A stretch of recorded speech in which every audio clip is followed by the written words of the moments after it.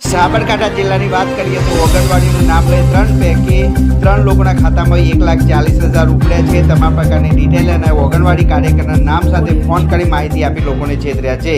તમારા ખાતા નંબર આપો અને અમે પૈસા નાખીશું તેમ કહી લોકોને છેતર્યા છે। 2 દિવસમાં 1,40,000ની છેતરપિંડી કરી હોવાની ઘટના ગાભોઈ વિસ્તારમાં સામે આવી છે। જોઈએ અહેવાલ। રાજપુર ગોભોઈ તાલુકો હિંમતનગર આજે અને કાલે 2 દિવસમાં ઓગણવાડીના નામથી ફોન આવતા કે ભાઈ તમારો છોકરો ઓગણવાડીમાં ભણે છે નામ સાથે બોલતા અને અમારું પોતું સરનામું બોલતા ઓગણવાડી કાર્યકરનું નામ દેતા અને આશા વર્કરનું બી નામ દેતા કે તમારે છોકરાના ખાતામાં પૈસા નાખવાના છે તો તમારા વાઈફના ખાતામાં પડતા નથી તો તમારા અન્ય ભાઈ કોઈ બહેન હોય કંઈ એમને ખાતા નંબર આપો તો અમે પૈસા નાખીએ તો ખાતા નંબર આપ્યો તો અમારા 3 વ્યક્તિઓના પૈસા ઉપડી ગયા।